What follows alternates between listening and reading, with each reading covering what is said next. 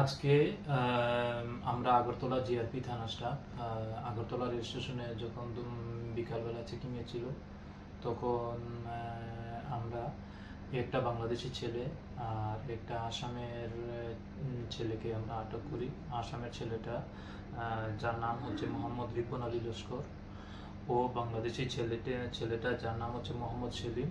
ওকে বাংলাদেশ থেকে ওপারে ইন্ডিয়াতে ভারতে প্রবেশ করিয়ে শিলচরের উদ্দেশ্যে নিয়ে যাচ্ছি। তো আমরা তাদেরকে আটক করি, বর্তমানে আমাদের হাজতে আছে। আর আমরা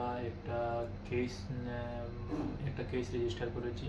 কালকে উভয়কে আমরা কোর্টে পাঠাচ্ছি, আর আমরা রিমান্ডে নিয়ে আসবো।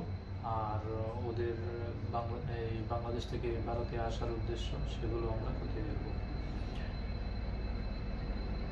এখন আমরা এই বিষয়ে একটা তো মামলা নিয়েছি।